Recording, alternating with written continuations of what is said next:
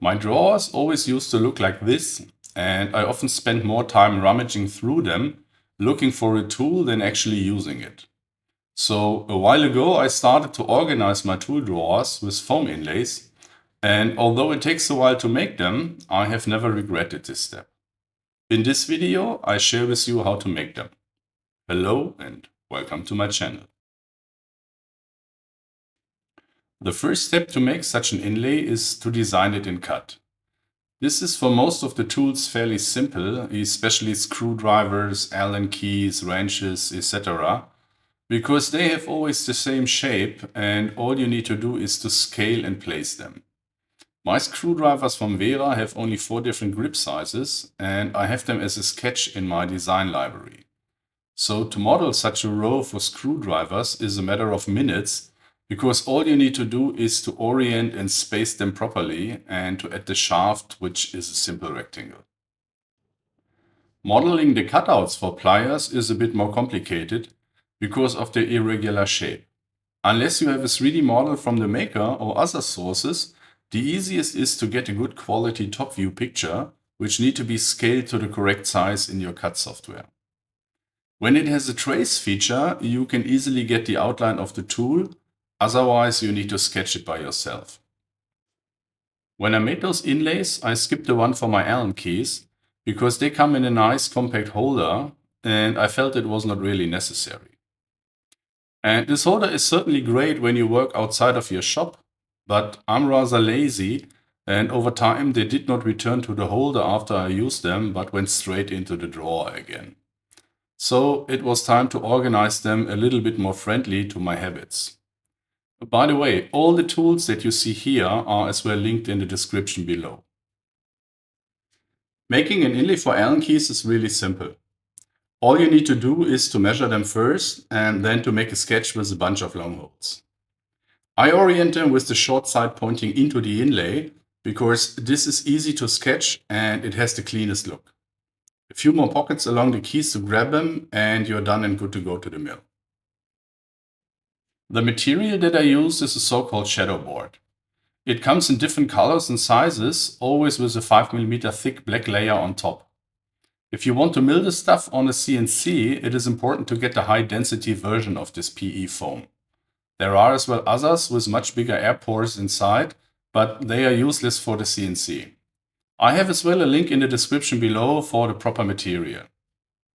The work holding is done by vacuum with a Datron vacuum card between the table and the foam.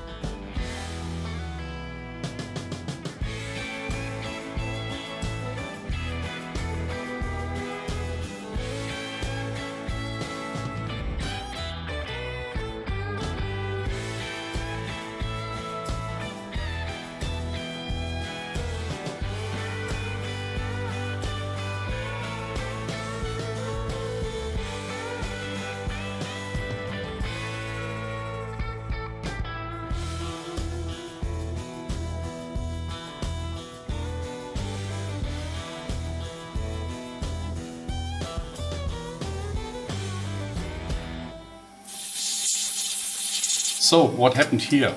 Well, it was a rather unpleasant brainlock on my side. When you want to bore a 50 mm deep hole, your end mill better sticks out at least 51 mm or more and not just 44. Fortunately, the foam is very forgiving and it was no big issue. I milled it out to a slightly larger 30 mm deep bore and turned an offcut from an old board into a mating, slightly oversized plug on the lathe. Yes, you heard me correctly, on the lathe. It fits snug and tight enough that no super glue is needed. I milled the area again, but this time with the proper stick out, and the board was saved. After cleaning the board with compressed air, I noticed that my end mills are not the sharpest tools on the shelf anymore. These are from Datron and specifically for cutting foam. But just after like 20 boards or so, the cuts are not as crisp anymore as in the beginning, which is frankly speaking quite a disappointment given the price tag of the end mills. A very simple method to fix this is by gently blowing a heat gun over the edges. It works quite well, but you have to be very careful because here the foam is not so forgiving. And this is basically how to make these shadowboard foam inlays. They're really nice and your tools are properly organized.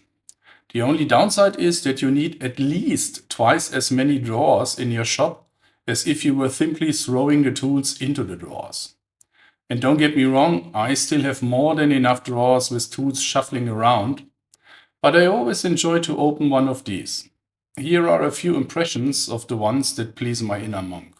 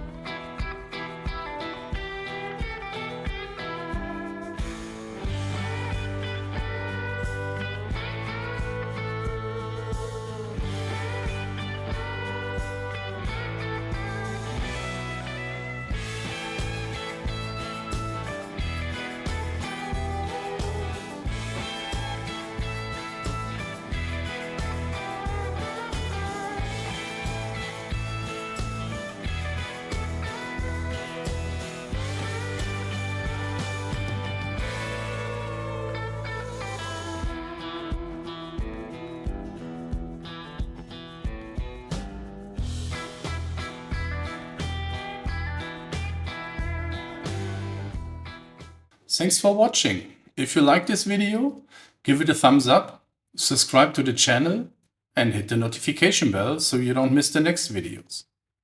Stay tuned and see you next.